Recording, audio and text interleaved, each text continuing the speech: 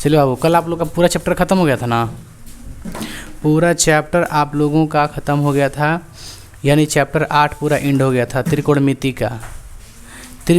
का total and हो गया। आप देखेंगे बाबू अगला चैप्टर जिसका नाम है त्रिकोणमिति का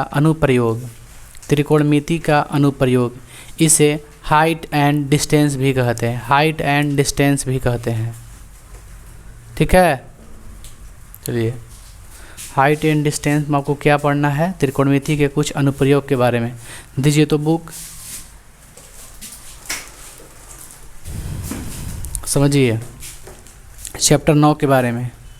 इसमें कुछ कंसेप्ट है जो आपको हम सिखा दे रहे हैं, जो बनाते वक्त आप लोग को बहुत ज़रूरी काम आएगा। कुछ बेसिक कंसेप्ट।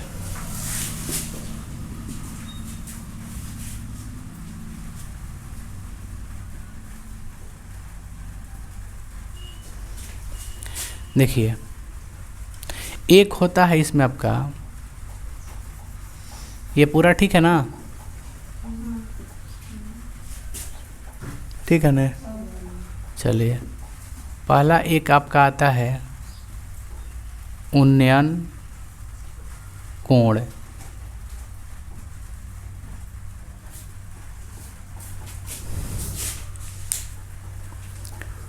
इसे कहते हैं नीचे से ऊपर,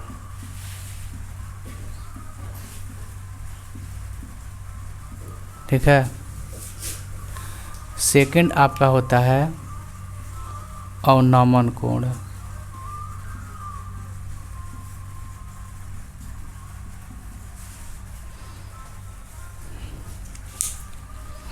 ऊपर से नीचे।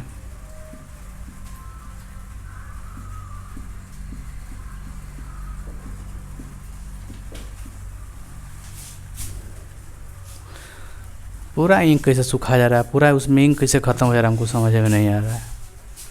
समझिए क्या हो गया, कोई दिक्कत है क्या? ना।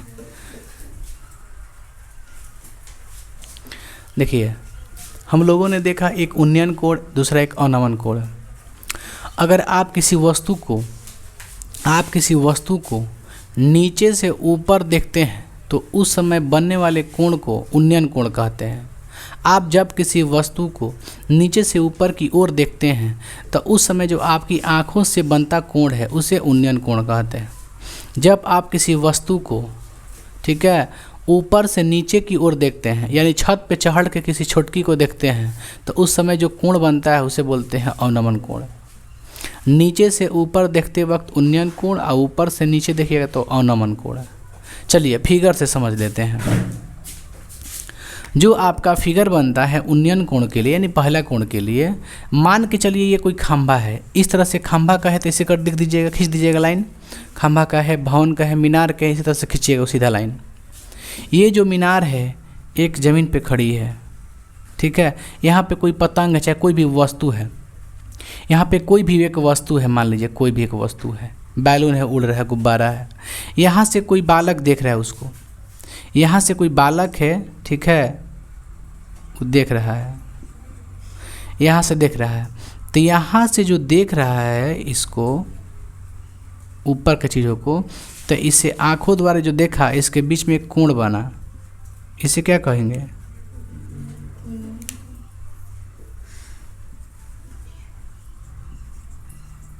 उन्नयन कोण।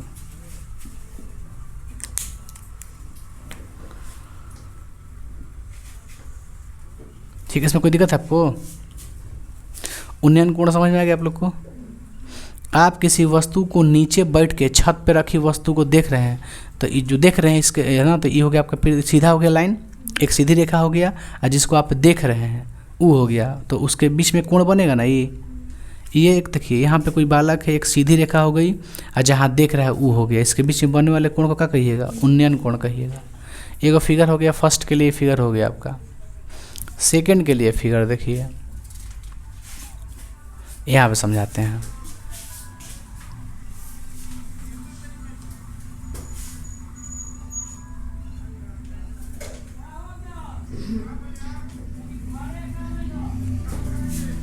समझिए, ये क्या है? ये क्या है? एक मीनार या फिर खंभा या भवन है। मीनार, खंभा या भवन है, ठीक है। ये क्या है? एक पृथ्वी है, इसको धरातल कहिए, फिर धरती कहिए या फिर कुछ भी कहिए, ज़मीन कहिए। इस पर एक मीनार खड़ा है, छत है ना। ऐसा ही मीनारें मान लीजिए। मीनार पे से ना एक यहाँ पे कोई है, कोई व्यक्ति है, ठीक है। यहाँ पे कोई मान के चलिए कोई खड़ा है और यहाँ से किसी वस्तु को यहाँ पे देख रहा है, ठीक है। देखिए यहाँ से किसी वस्तु को यहाँ पे देख रहा है। यहाँ पे कोई वस्तु है ना, कोई वस्तु है। यहाँ पे किसी वस्तु को देख रहा है। यहाँ से किसी वस्तु को नीचे की ओर देख रहा है, यानी सिर उठा के ना सिर झुका के देख रहा है ना। तो यहाँ से देखिए एक ये हो गया उसका लाइन जहाँ देख रहा है। एक सीधी रेखा यहाँ से खींचना पड़ेगा आपको, एक सीधी रेखा खींचना पड़ेगा। फिर से बता रहे हैं, देखिए यहाँ पे नीचे से हम किसी वस्तु को ऊपर देख रहे हैं, तो देख रहे हैं इससे सीधा हो गया। ये जो एक सीधी रेखा है इससे, है ना, तो सीधी रेखा जिस वस्तु की ओर आप देख रहे हैं वो वाला रेखा के बीच में बने वाला कोण को उन्नयन कोण। यहाँ पे देखिए यहाँ से किसी वस्तु को आप यहाँ पे देख रहे हैं ना, तो एक ई वाला लाइन हो गया, एक सीधा लाइन हो गया। तो इसके बीच में ना कोण बनता है। कैसे? ई वाला सीधा में जहाँ देख रहा है उसके बीच में बना, तो इसमें भी ये जहाँ देख रहा है वो हो गया, ये सीधा हो गया। तो इसके बीच में बनने वाले कोण को क्या कहेंगे? तो यहाँ ना बनेगा कोण, देखिए तो ये अवनमन कोण हुआ। कोई दिक्कत है आपको? अवनमन कोण के बारे में कोई दिक्कत है? अवनमन कोण किससे कहेंगे? उन्नयन कोण किससे कहेंगे? अवनमन कोण क्या हो गया? उन्नयन, उन्नयन माने ऊंचाई पर देखने पर, अवनमन माने नीचे करके सिर देखने पर, उन्नयन माने ऊंचाई पर देखने पर, अवनमन नीचे देखने पर। तो अगर आप छत पे नहीं चढ़े हैं, नीचे से अगर छत पे ताक रहे हैं तो उस समय कोण कौन बनता है? उन्नयन कोण। और छत पे चढ़ के किसी नीचे वस्तु को देख रहे हैं तो उस समय कौन कोण बनता है? अवनमन कोण। लेकिन जब भी प्रश्न में अवनमन कोण का जिक्र करे, जब भी अवनमन कोण का जिक्र करे तो उस समय आपको अवनमन कोण नहीं लेके चलना है, बल्कि हर समय आपको उन्नयन कोण का ही उल्लेख करना है। हर समय जो आपको बनाना है उन्नयन कोण के थ्योरी पे ही बनाना है, चाहे अवनमन कोण दे चाहे ना दे। अगर अवनमन कोण देता है फिर भी उसको कैसे बनाना है? उसको उन्नयन कोण मान के चलना है। क्या देख रही हूँ? कुछ पढ़ा रहे ना बाबू, गजब हाल है, तेज बनने लगती हैं। सुनिए, उन्नयन कोण समझ में आप लोग आ गया? जब भी अवनमन कोण दे, रख किनारे, साइड रख, साइड रख। जब भी अवनमन कोण दे तो उसको भी क्या कर देना है आपको? उन्नयन कोण में कर देना है कन्वर्ट, है ना। यानी कि अवनमन कोण का खाली सिर्फ और सिर्फ खाली भाषा है, आप बस दिखा दिए आपको कौन अवनमन कोण होता है, लेकिन इसको भी उन्नयन कोण आपको करके बनाना है। चलिए क्यों करना है आप बताते हैं आपको। अवनमन कोण को उन्नयन कोण ही क्यों करना है? तो आप ध्यान से अगर देखते हैं, आप सीखे होंगे कि जब दो समानांतर रेखा, देखिए ये समानांतर और ये दोनों रेखाएं क्या समानांतर है। ये रेखा और ये रेखा क्या समानांतर है, और समानांतर रेखा के बीच में क्या खींचा गया है? तिर्यक रेखा। और जब ये तिर्यक रेखा खींचा गया तो ये वाला कोणवा ये वाला कोणवा बराबर होता है। कौची ले? एकांतर अंतः कोण से, यानी ये भी क्या हो गया? बराबर हो गया कि नहीं? तो जो कोण यहाँ का अवनमन कोण का है 50 डिग्री, अगर अवनमन कोण का है 50 डिग्री तो उन्नयन कोण भी कितना होगा? 50 डिग्री। तो उन्नयन कोण को ही 50 डिग्री मान के बनाएंगे, उसमें क्या दिक्कत है? क्या समझे? अगर अवनमन कोण अगर आपका 60 डिग्री देता है तो आप 60 डिग्री अवनमन कोण को ठीक है लिखिए, लेकिन अब देखिए कि अवनमन कोण 60 डिग्री है तो हम उसको कन्वर्ट कर देते हैं थी में उन्नयन कोण में। उन्नयन कोण का भी मान रख सकते हैं 60 डिग्री, तो लिख देंगे उन्नयन कोण बराबर 60 डिग्री बना देंगे। क्या समझे? तो यदि दो समानांतर रेखाओं के बीच में तिर्यक रेखा खींची होती है तो आपस के जो अंत एकांतर कोण क्या होता है? बराबर होता है। होता है कि नहीं होता है? तब आप लिख सकते हैं, अगर इसको अगर आपको करना है। अब बताइए अवनमन कोण बराबर होता है क्या? अवनमन जो कोण है वो बराबर होता है किसका? कौची ले? एकांतर अंतः कोण से।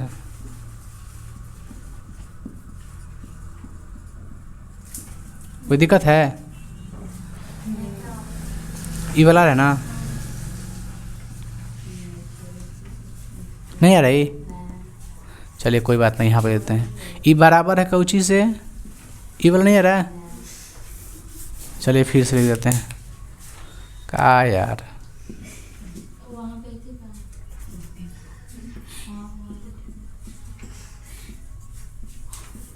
उन्नयन कोण बराबर होता है किसका?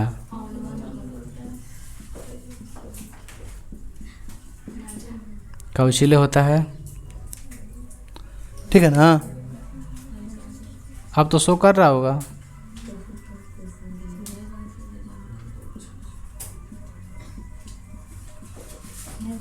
तो जब भी कह दे कि अवनमन कोण 30 डिग्री का है, यानी उन्नयन कोण 30 डिग्री का है। बात प्रॉपर समझ गए आप लोग? प्रॉपर बात समझ गए ना? जब भी कहे अवनमन कोण 70 डिग्री, यानी उन्नयन कोण कितना? 70 डिग्री। उन्नयन कोण 70 डिग्री करके बना दीजिएगा, क्या दिक्कत है इसमें? चलिए, इसमें जो ज़्यादा से ज़्यादा फार्मूला का यूज होने वाला है उसमें ज़्यादा से ज़्यादा tan थीटा का उपयोग होता है। इसमें जितना 9 चैप्टर का मैथ है ना, ज़्यादा मतलब 90% अगर देखिएगा तो आपका tan थीटा बराबर यानी कि लंब बटा आधार tan का ही सूत्र लगता है। समझ गए? ज़्यादा किसका उपयोग है? tan का उपयोग है। तो हालांकि आपको फार्मूला तो सब याद होना चाहिए, क्योंकि पेपर में कुछ भी पूछ सकता है, sin 0 का मान भी पूछ सकता है का। लेकिन इस तरह की जो 9 चैप्टर है इसमें मैक्सिमम आपको मिलेगा tan का प्रयोग, tan थीटा। तो tan का मान भी आपको याद करना है। किसका किसका इंपॉर्टेंट है? tan 30 का, 45 का, 60 का, 3 को याद रखिए। 30, 45, 60, 30, 45, 60। इसमें ज़्यादा से ज़्यादा अगर मैक्सिमम हम लोग देखें उपयोग किस सूत्र का है तो किसका है जी? tan का। आप जानते हैं कि tan थीटा बराबर क्या होता है? लंब बटा आधार होता है। और बताइए tan 30 का तो मान मालूम है कितना होता है? 1/√3। tan 45 का तो मान मालूम है 1। और tan 60 का भी मान मालूम है √3। ठीक है ना? इसमें कोई दिक्कत आप लोग को?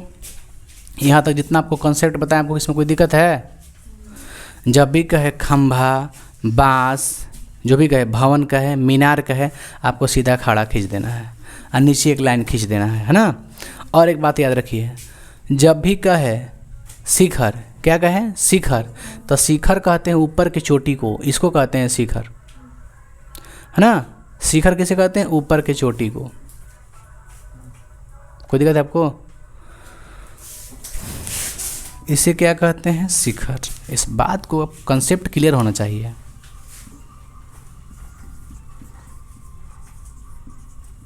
इसे शिखर भी कोई बोलता है। शिखर पे खड़ी है कोई महिला। और देखिए, ये मान के चलिए अगर मीनार है, ये अगर मीनार है तो मीनार के सबसे ऊपरी सिरा का कहिएगा? शिखर। और निचले सिरा का कहिएगा?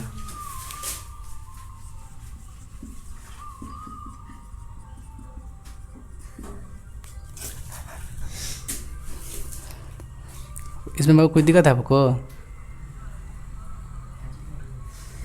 इसे क्या कहेंगे? पाद बिंदु कहेंगे। चलिए, यहाँ तक कोई दिक्कत है आप लोग को? बताइए, इसे क्या कहेंगे? शिखर। इसे पाद बिंदु। ये क्या आपका जमीन हो गया, धरातल हो गया। और इसको हमेशा क्या कहिएगा? खंभा देते, खंभा इसे खड़ा कर दीजिएगा, है ना?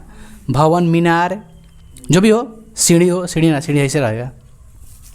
इसमें कोई दिक्कत है आपको? चलिए, उतार दीजिए इसको। अब वो हंसता क्या लिए है बालक?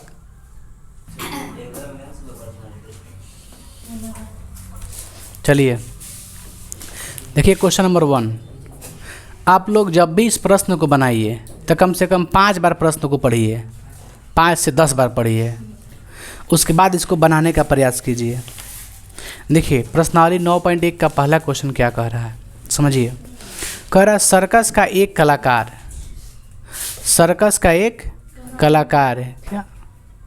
सर्कस का एक कलाकार एक 20 मीटर लंबी डोरी पर चढ़ रहा है। आप सर्कस में देखोगे मूवी में कि डोरी पे चढ़ता है, रस्सी पे, रस्सी जो टाना हुआ रहता है उस पर चढ़ता है।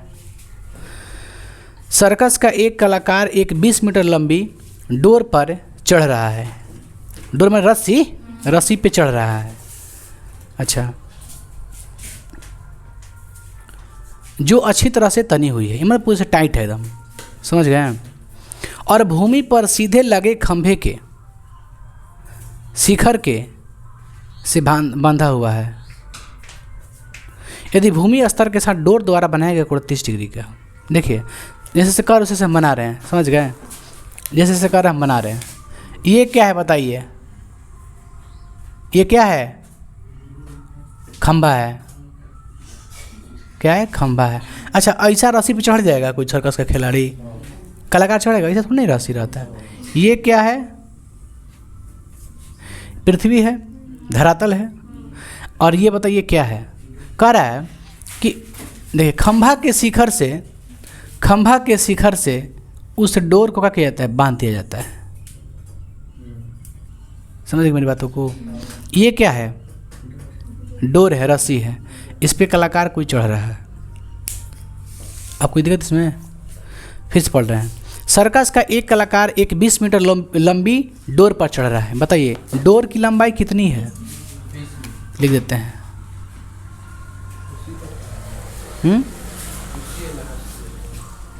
चलिए देखिए आगे बढ़ते हैं।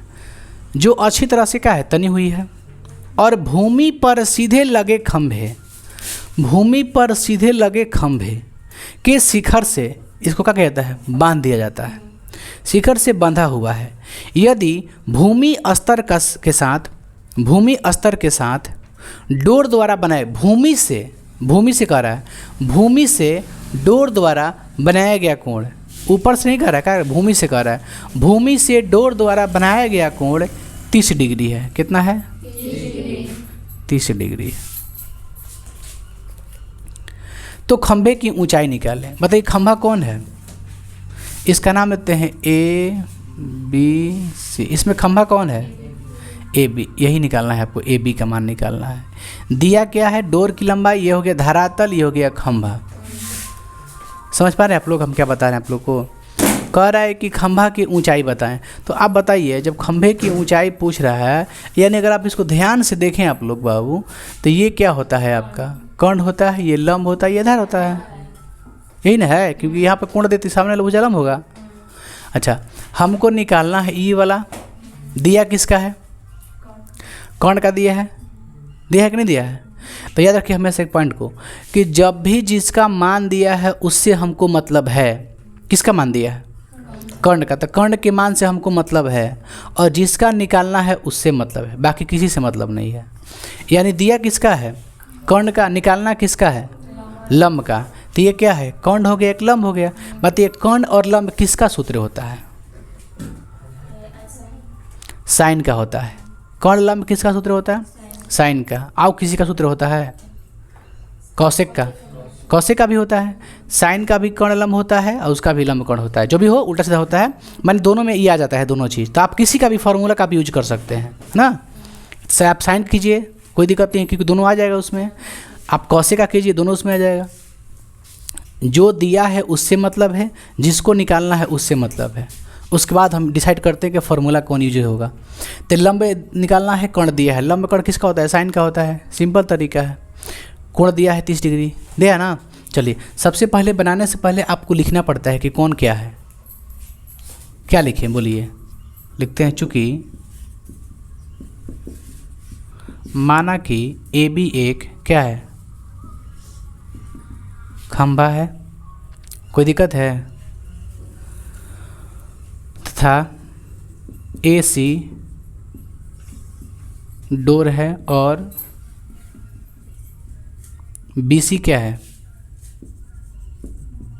धरातल है। धरातल माने जमीन है। इसमें कोई दिक्कत है? इसमें हमने क्या माना? AB बराबर मान लेते हैं H माना। मैंने हमने ऊंचाई को क्या मान दिया? H माना। ऊंचाई को क्या मान लिया? H मान लिया। यानी हमको क्या निकालना है? माने H निकालना है। H का मान निकालना है, क्योंकि H ऊंचाई है तो H का मान निकालना है आपको। चलिए अब हम बनाते हैं। बताइए थीटा का मान कितना है? त्रिभुज ABC में चलते हैं। त्रिभुज ABC में थीटा का मान 30 डिग्री। अब बताइए कौन सा फार्मूला है? किसका? साइन का, कौशिक का, क्योंकि साइन का लगेगा ही, तो साइन का लगा लेते हैं। साइन थीटा का फार्मूला क्या होता है? लंब बटा कर्ण। लंब कौन होगा? AB। कर्ण कौन होगा? AC। बना दें यहाँ पे। साइन का साइन, थीटा का मान बताइए 30 डिग्री। ए बी का मान बताइए, एच ए सी का मान बताइए 20।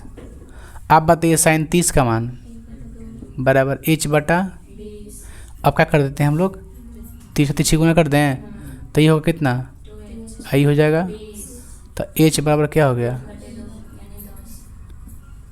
यानी क्या आया 10,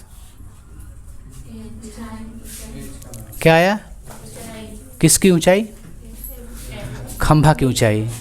तो खंभे की ऊंचाई कितना है 10 मीटर है, खंभा की ऊंचाई कितना है 10 मीटर है। ये हो गया आपका खंभा, यानी ए बी का मान कितना आ गया 10। ये क्या हो गया आपका, यही ना बोल रहा था, हो गया आंसर। चलिए एक और प्रश्न है, अरे यार दो ऐसे थोड़े नए हैं, एक और बताएंगे बस क्वेश्चन आप लोग को, यही लास्ट है ना। चलिए कह रहा आंधी आने से एक पेड़ टूट जाता है, आंधी आया पेड़ टूट गया। अच्छा, टूटा हुआ भाग इस तरह मुड़ जाता है कि पेड़ का शिखर ज़मीन को छूने लगता है। अब जाहिर सी बात है, कोई पेड़ अगर आधा पे से टूट जाएगा तो शिखर कौन होता है, ऊपरी सीधा होता है, तो शिखर वह कहाँ जाएगा, नीचे लड़क जाएगा, नीचे ज़मीन में सट जाएगा। तो ही बोल रहा है कि टूटा हुआ भाग इस तरह मुड़ जाता है कि पेड़ का शिखर ज़मीन को छूने लगता है और उसके साथ 30 डिग्री का एंगल बनाता है, कोण बनाता है। जैसे झुका तो क्या डिग्री कोण बना दिया, 30 डिग्री का कोण बना दिया। पेड़ के पाद बिंदु की दूरी, ठीक है, जहाँ पेड़ का शिखर ज़मीन को छूता है 8 मीटर है। इसमें कोई दिक्कत है आपको, चलिए बना लेते हैं क्या जी। और इसके साथ 30 का कोण बनाता है। पेड़ के पाद बिंदु की दूरी जहाँ पेड़ का शिखर ज़मीन को छूता है 8 मीटर है। पेड़ की ऊंचाई, सबसे पहले फिगर बनाते हैं, उसको फिगर के हिसाब से बनाते हैं। चलिए बताइए, हमने बात बताइएगा आप लोग, हमने ये क्या खींचा, हमने ये क्या खींचा है, हमने ये क्या खींचा बोलिए। खंभा, खंभा की बात नहीं हो रही इसमें, पेड़ की बात हो रहा है। ये पेड़ है, क्या है, पेड़ है। और ये पेड़ कहाँ रहता है, ज़मीन पे रहता है। आप बताइए, आप बताइए, पेड़ आधा पे टूट जाता है, पेड़ आधा पे नहीं, प्रॉपर आधा पे नहीं गया, कहीं से टूट गया लेकिन टूट गया। मान के चले यहाँ से पेड़ टूट गया, कोई दिक्कत है आपको, यहाँ से पेड़ क्या हो गया, टूटने के बाद कहाँ आ गए यार, बात समझे में, हम क्या बोल रहे हैं। अच्छा ये ये क्या है, आप बता सकते हैं, ये क्या है, ये पेड़ का टूटा हुआ भाग है। अच्छा ये क्या है बताइए, तो आप यहाँ से लेके यहाँ तक पेड़ का शेष भाग है। इसमें कोई दिक्कत है आपको। आप बताइए, अगर इसको हम खड़ा कर देते हैं इससे, तो पूरा पेड़ की ऊंचाई हो जाएगी। आपको पूछेंगे बताइए पेड़ की ऊंचाई कौन है, तो बताइए खाली यहाँ से यहाँ तक पेड़ की ऊंचाई है, नहीं है, यहाँ से लेके यहाँ तक पेड़ की ऊंचाई होनी चाहिए। क्या समझ पा रहे हैं आप लोग। इसमें शिखर कौन है, शिखर देखिए झुका है, यहाँ पे आके झुका है ना, झुकने के साथ क्या डिग्री कोण बनाता है। इसमें कोई दिक्कत है इसमें, आगे बढ़ें। और क्या दिया है, कह रहा है कि पेड़ के पाद बिंदु से जो दूरी है, बताइए, निचला बिंदु को पाद बिंदु कहते हैं, इसकी जो दूरी है कितनी है, 8 मीटर। जब ये पाद बिंदु की दूरी का है ना, शिखर और देखिए ये क्या है, शिखर है, ये क्या है, पाद बिंदु, और दोनों के बीच की दूरी कितनी है, 8 मीटर है। और पढ़ते हैं आगे, इसके साथ 30 डिग्री मतलब पेड़ के पाद बिंदु की दूरी जहाँ पेड़ का शिखर ज़मीन को छूता है 8 मीटर है। तो पेड़ की ऊंचाई बताएं, पेड़ की ऊंचाई बताना है आपको। आपको क्या बताना है, पेड़ की ऊंचाई। कोई दिक्कत है आपको। इसका नाम लिख दें A B C D, चाहे A डैश,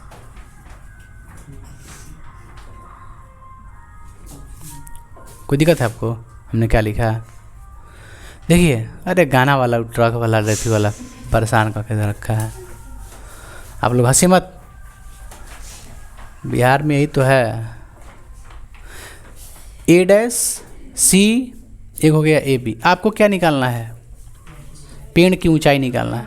आप बात इसमें से क्या क्या निकाल दें कि मेरा पेड़ की ऊंचाई निकल जाएगा, आपके हिसाब से बताइए। हमको पेड़ की ऊंचाई निकालना है, तो किसका किसका मान निकालें, चाहे किसका मान निकालें हम। एक लंब निकाल दे, एक कर्ण निकाल लेते हैं, यानी एक शेष भाग, एक टूटा हुआ भाग, दोनों अलग अलग निकाल लेते हैं। उसके बाद क्या करेंगे, दोनों जोड़ देंगे तो क्या आ जाएगा, पेड़ की ऊंचाई आ जाएगा। यानी हमको ये भी निकालना है, BC भी निकालना है, क्योंकि शेष भाग कितना है बचा हुआ है देखेंगे, AB भी निकालना है, यानी दोनों पारा पारी निकालना है बारी बारी से।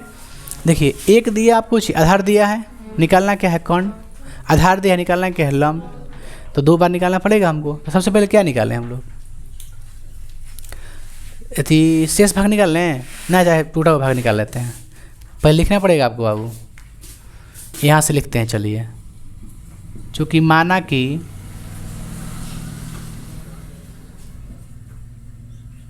A'(C) पेड़ की ऊंचाई है, जिसका टूटा हुआ भाग AB है, तथा शेष भाग BC और धरातल AC है। कर दिया गर्मी ने, पूरा गर्मी कर दिया है। चलिए ये सब लिखा गया ना बाबू, तो चलिए हम बनाते हैं त्रिभुज ABC में चलते हैं। थीटा का मान 30 डिग्री। चलिए हम पहले लंब निकाल लेते, उसके बाद है ना बनाते हैं। तो बताइए tan थीटा बराबर क्या होता है, हमको लंब निकालना है, तो लंब से मतलब जो दिया है उससे मतलब है। लंब आधार किसका होता है, tan का होता है।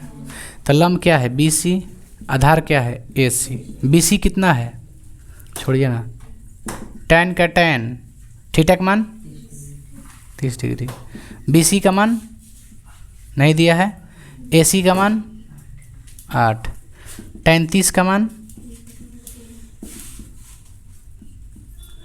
गुना कीजिए तिरछा, BC बराबर हो जाएगा 8 बटा, देखिए √3 BC बराबर 8, इसलिए BC बराबर 8 बटा √3।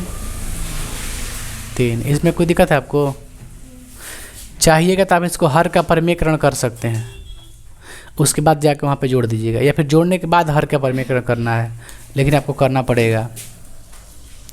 समझ पा रहे हैं। चलिए इसको मिटाएं, इधर बनाते हैं, इसको मिटाएं, उतार लीजिए पहले, उसके बाद मिटाते, उतार लीजिए। देखिए बाबू, चलिए आपको यहाँ तक कोई दिक्कत है, इसमें कोई प्रॉब्लम है।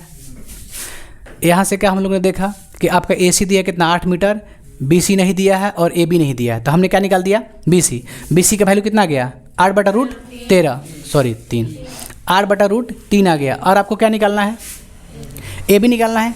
उसके बाद आप बताइए BC क्या है,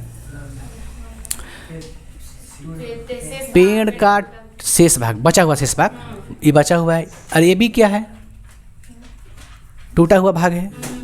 BC क्या है, शेष भाग है। AB क्या है, टूटा हुआ भाग है। चलिए, तो टूटा हुआ भाग जब AB है, BC क्या है आपका शेष भाग है। और दोनों को अगर इसे अगर सीधा कर देते हैं, इसको इससे सीधा करते हैं तो क्या बन जाएगा, पेड़ की टोटल ऊंचाई बन जाएगा। इसका मतलब अगर इसको निकाल देते हैं कि इसको निकाल, दोनों को जोड़ देंगे, यानी अब क्या निकालें हम AB, क्या निकालें AB। तो चलते हैं। अच्छा, इसी को लेके बनाना है आपको, यानी ये क्या है, आधार, ये क्या है कर्ण है। आधार कर्ण किसका होता है, कॉस का। बहुत बढ़िया, कॉस थीटा बराबर AC बटा AB, ठीक है ना। कॉस का कॉस, थीटा का वैल्यू, AC का वैल्यू, AC का नहीं है, AB का, AC का 8 है, AB का नहीं है, यही ना। चलिए cos 30 का मान बोलिए, cos 30 का मान बोलिए तो √3/2, sin 60 का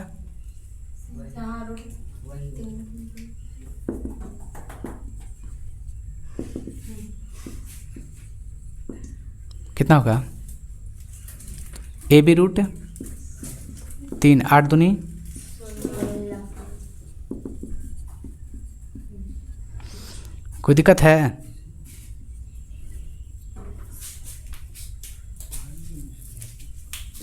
समीकरण 2, समीकरण 1, समीकरण 1 और समीकरण 2 का कर दें। इसमें कोई दिक्कत? चलिए 8 बटा में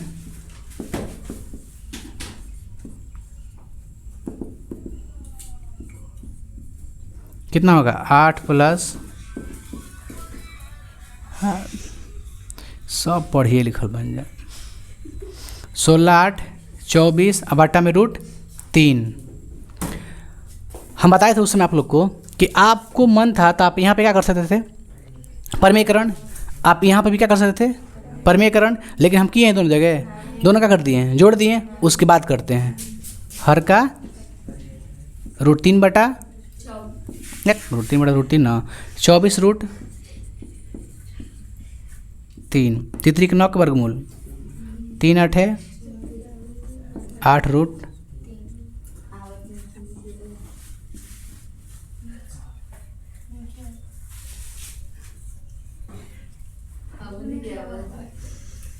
ये वाला 3/3। ये नहीं आ रहा है।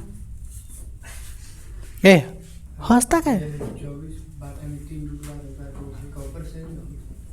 क्या ये आ रहा है कि नहीं आ रहा है? हाँ तो बस आप शांत रहो बाबू, तुम फालतू मत बोल। 33 के 9 का वर्गमूल 3 8 है, यानी कितना आ गया? 8/3। ये क्या है? ये क्या है? पेड़ की कुल ऊंचाई। बाबू आंसर मिला लीजिए आप लोग। पेड़ की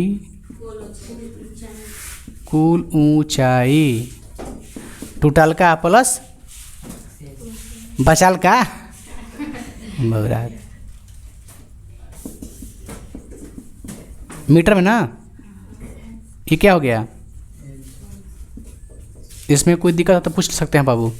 इसमें किसी कोई दिक्कत है? Any problem? अगर जो फिगर समझ गया भाई मेरे, ईमानदारी बता रहे हैं, जो फिगर समझ गया उसमें पूरा मेथड बना देगा। इसमें कोई बड़ा मतलब झोल थी नहीं है। 8 बताएं, 8 भी पूरा आसान था। 9 बताएं, ये भी पूरा आसान है। थोड़ा सा कॉम्प्लिकेटेड 10 है, थोड़ा है हल्का, जैसे 6 है थेल्स पर में वाला। हालांकि वो भी ठीक है, अगर रिवीजन जो कर रहा है उसके लिए ठीक है। इसको उतार लीजिए बाबू प्रॉपर, है ना। आपको अगला बताते हैं 3 नंबर।